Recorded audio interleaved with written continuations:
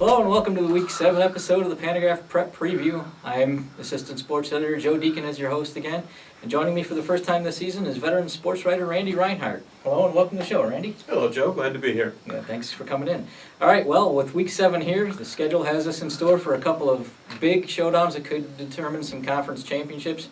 Now, while we normally start out the show with a look at an inner-city game, I think the game that everyone's excited to see this week is going to be pair of Heart of Illinois Conference powers, unbeaten teams, Class 2A ranked, in Fieldcrest visiting up to El Paso-Gridley. Randy, this one could be a real big game.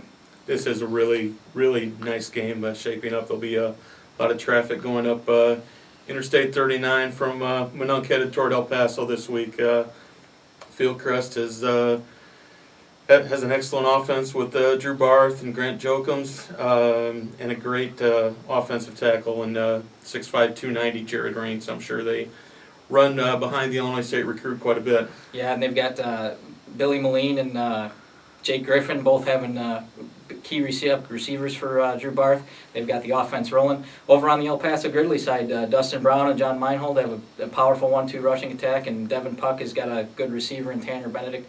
Good offenses in both sides.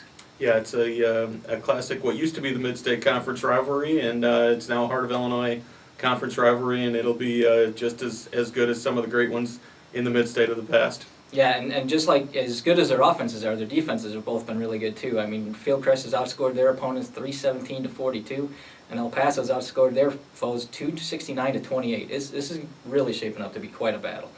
Meanwhile, we'll go over to the Corn Belt, where that title could also be on the line at Hancock Stadium as unbeaten Class 5A number 5 University High. They're putting their perfect record on the line against 5-1 Mahomet-Seymour. And the Pioneers and Bulldogs are both 5-0 in the league. This is another one shaping up really good. Yes, it's a great Corn Belt matchup. I've really been impressed with what you guys done this year. Nick Phelan is a great dual threat as a quarterback. Niles Smith has really provided a spark to the rushing attack, and the UI just seems like a really well-rounded offense. It's tough to defend. Yeah, JoJo Hughes has been doing both receiving and passing, or running, doing the Pioneers a real good offensive threat. Over on the Mahomet side, they've got quite a passing attack with Joe Kenny and his brother Tom Kenny as a 1-2 punch. They've also got Andy Livingston in the receiving core. That's the top 2 receivers in the area right now. What a shape-up this is really going to be. Let's take a look at the rest of the inner-city slate now, where we've got Bloomington visiting Normal West. Rigo Schmelzer and the Purple Raiders have had a rough time all year. And the Wildcats, they now know what their coaching situation is going to be like for the rest of the year with Dwayne Tennis as the interim coach the rest of the way.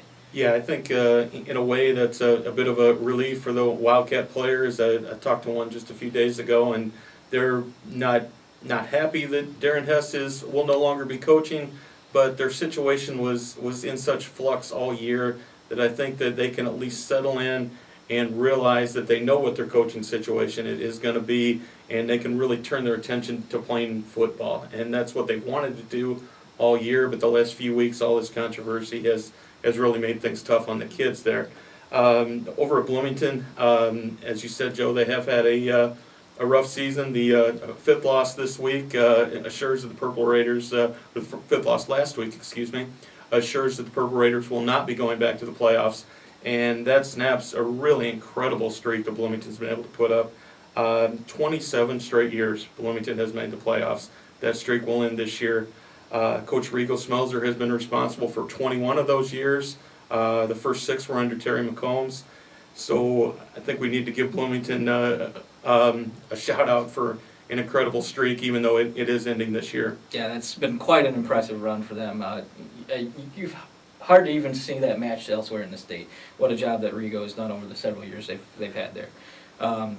West, in spite of all that uncertainty, though, West, the past few weeks, they have rattled off 3 straight wins, and they've got a lot of offensive weapons there with Arian Worthman. He's the second leading rusher behind Grant Jokums, who you mentioned earlier. And they've got Mitch Fairfield is still having a good job at quarterback. He's also among the area leaders in passing still.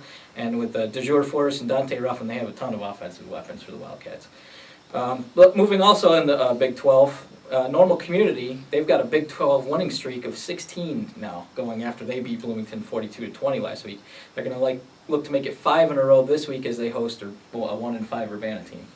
Yes, the Ironmen really seem to have figured out their offense here the last few weeks. They dropped their first 2 games in a couple of tough outings, but with Josh Kirschenbaum at quarterback, he's been successful both running and passing.